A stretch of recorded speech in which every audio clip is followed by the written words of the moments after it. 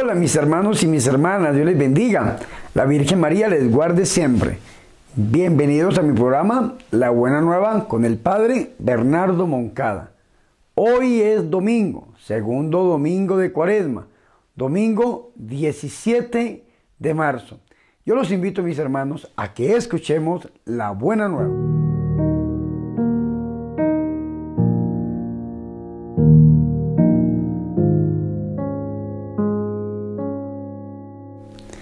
El Señor esté con ustedes. Proclamación del Santo Evangelio de nuestro Señor Jesucristo, según San Lucas.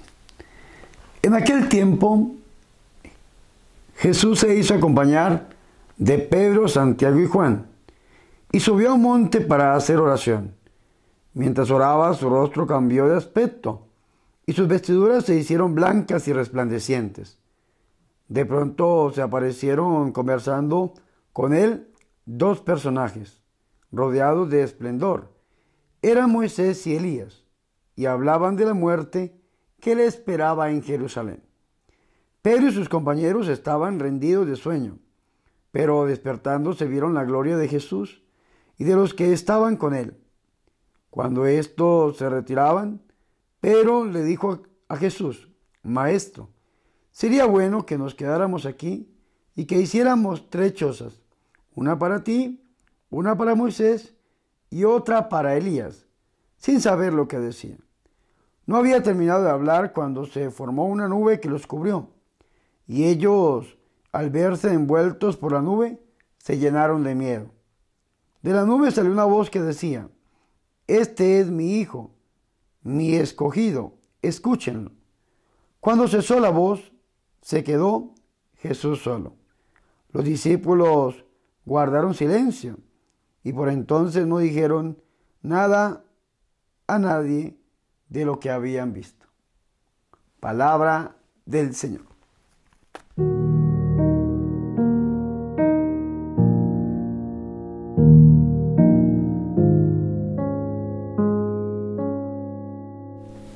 ¿Qué alegrías para nosotros poder escuchar la buena nueva, el Santo Evangelio, la palabra del Señor, para hoy domingo, segundo domingo de Cuaresma, domingo 17 de marzo? La liturgia de hoy nos ha presentado unas lecturas muy hermosas, pero sobre todo el Evangelio es extraordinario. Está tomado del evangelista San Lucas, capítulo 9, versículo 28 al 36, la transfiguración de nuestro Señor y Salvador Jesucristo. Ustedes saben que en el versículo 22, Lucas 9, 22, el Señor ya le había anunciado a los apóstoles, después de la profesión de fe de Pedro, el Señor les anuncia por primera vez que va a morir. El Señor les dice que va a sufrir mucho, que va a ser reprobado por los ancianos, por los sumos sacerdotes, por los escribas, que va a ser matado, pero que al tercer día resucitará. Esto conmovió mucho el corazón de los apóstoles, conmovió mucho el corazón de los discípulos. Se pusieron tristes porque no entendían la cruz, no entendían verdaderamente la cruz, que el mensaje de la cruz es muy duro. Dice San Pablo en 1 Corintios 1:18 que la cruz es locura para los que se pierden, pero poder de Dios para los que se salvan. Y para los discípulos, por entender esto, les costó mucho. De hecho, la cruz en la época de Jesús era terrible. La cruz en la época de Jesús era el lugar en el cual los romanos castigaban a todos aquellos que se habían levantado en contra del imperio. Castigaban también a los más impíos, a los asesinos, a la gente más mala. Y la cruz en la época de Jesús era considerada como una maldición de los malditos. Vea, interesante esto. El mismo San Pablo en Gálatas, capítulo 3, versículo 13, nos va a aclarar un poco esto que yo les estoy diciendo. San Pablo dice en Gálatas 3:13, Cristo nos rescató de la maldición de la ley, haciéndose él mismo maldición por nosotros, pues dice la Escritura, maldito el que cuelga de un madero.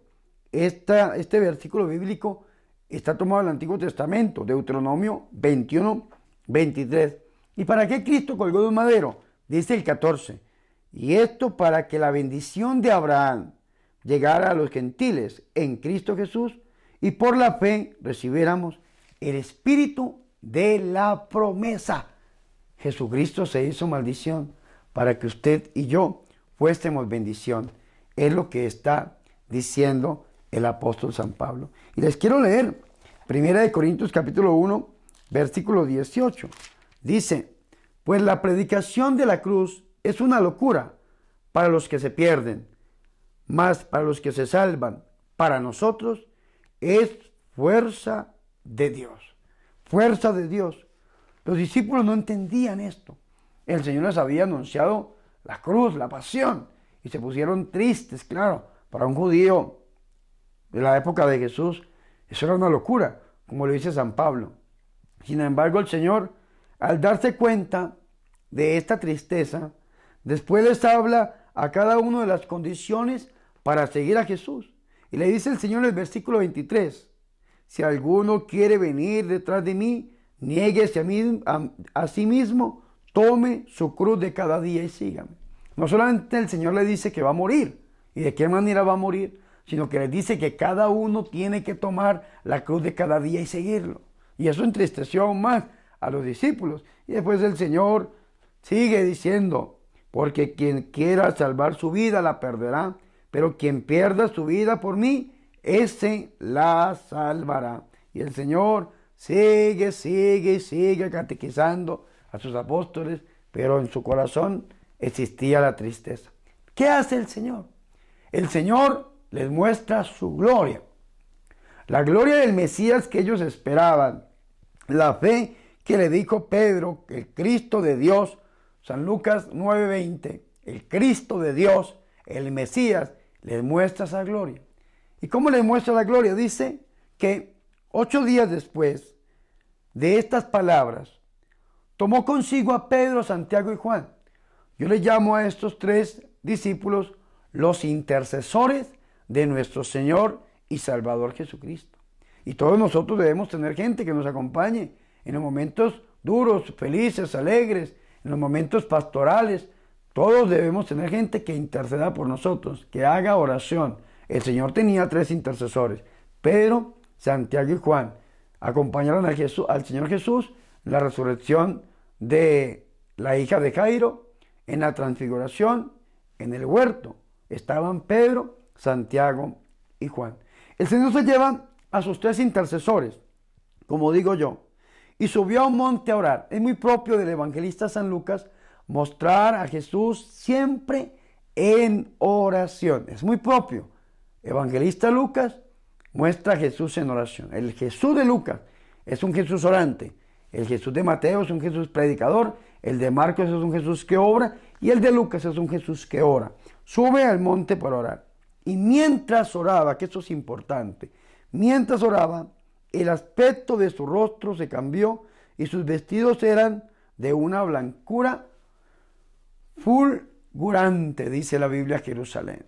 Claro, en oración se transfigura y el Señor nos enseña. El Señor es el camino, el modelo. ¿Dónde nos transfiguramos nosotros? En la oración, en la vivencia así de los sacramentos, en la lectura de la Biblia, la lectura orante, en la oración personal.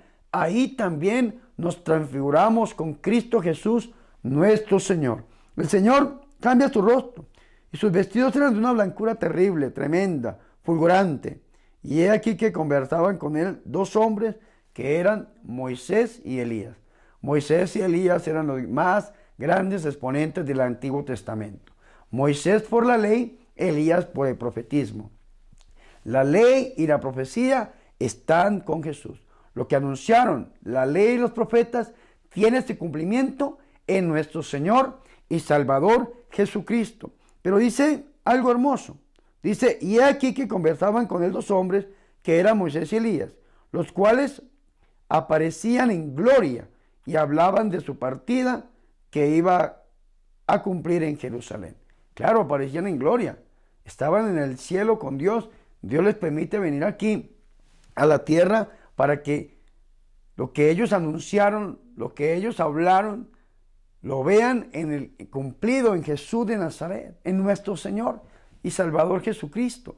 Y ahí está el Señor con Pedro, con Santiago y con Juan.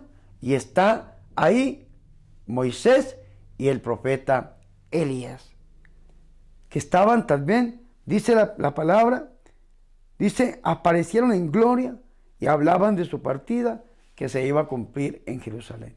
La partida que se iba a cumplir en Jerusalén. Es importante tener esto en cuenta. ¿Y por qué es importante tenerlo en cuenta, mis hermanos y mis hermanas?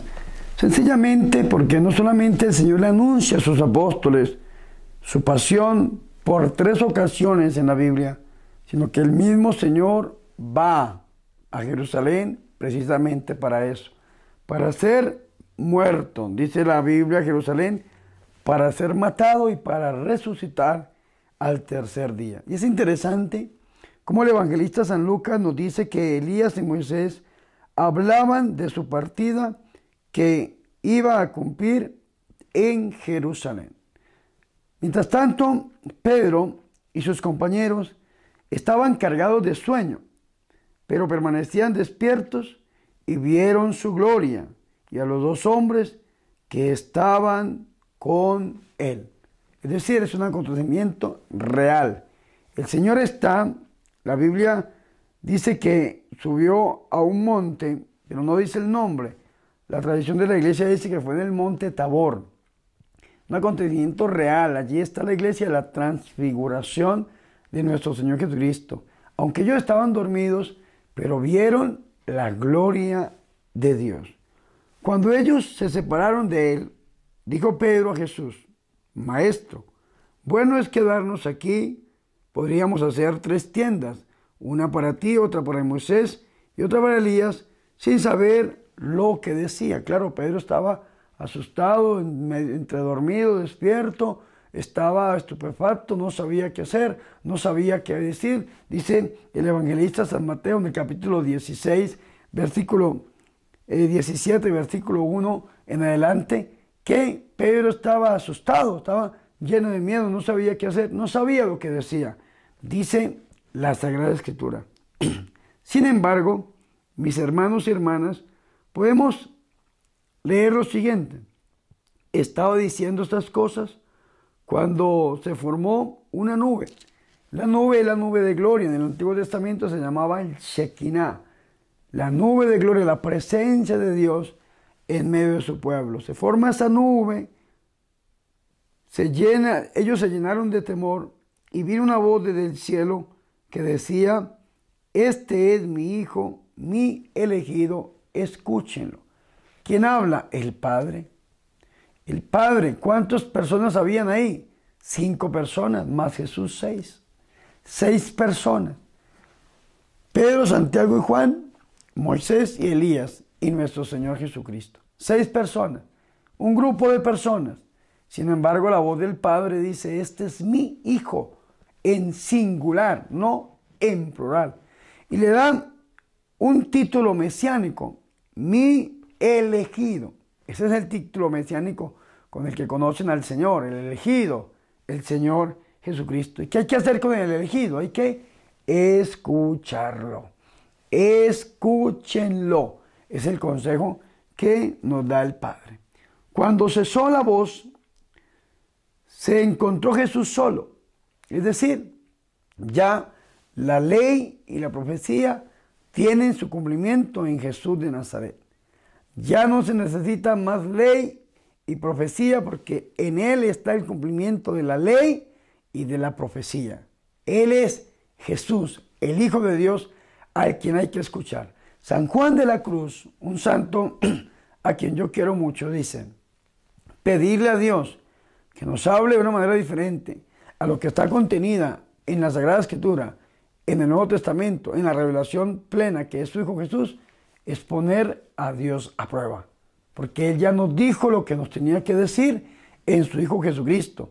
Tenemos que escucharlo, el consejo del Padre, y hacer todo lo que Él diga, el consejo de la Madre, de la Santísima Virgen María, en San Juan, capítulo 2, versículo 5.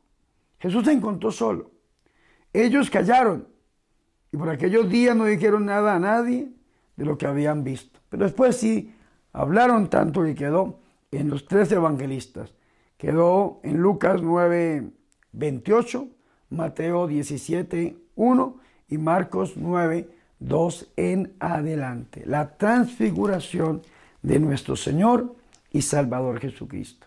Dios se transfigura para mostrarnos su gloria y para que nosotros también nos transfiguremos con Él. Dios se transfigura para mostrarnos que después de la cruz viene la gloria, los misterios del rosario, gozo, dolor, gloria. Después del dolor viene la gloria. Y hablando del dolor y de la gloria, también podemos encontrar aquí una analogía entre la transfiguración y el huerto de Getsemaní. El Señor está en los dos lugares, transfiguración y huerto. Está acompañado de sus 3 discípulos, Pedro, Santiago y Juan, que están en transfiguración y huerto. Ellos están dormidos en la transfiguración y el huerto. El Señor muestra su gloria en la transfiguración resplandeciente y en el huerto bañado en sangre. La sangre que derramó por amor a usted y por amor a mí. Unámonos, pues, a través del corazón de la Virgen María, a nuestro Señor Jesús. Y pidámosle que nosotros también, tomando el camino de la cruz, podamos llegar a la transfiguración. Gloria al Padre, al Hijo y al Espíritu Santo, como era en el principio y siempre, por los siglos de los siglos. Amén.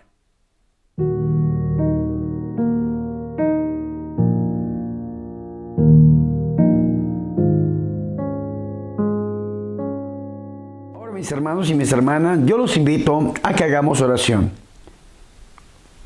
Oremos.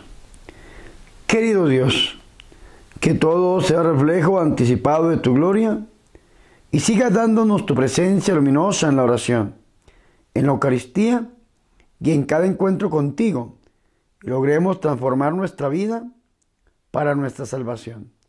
Hoy te lo pedimos por intercesión de la Santísima y de la Purísima Virgen María. Amén.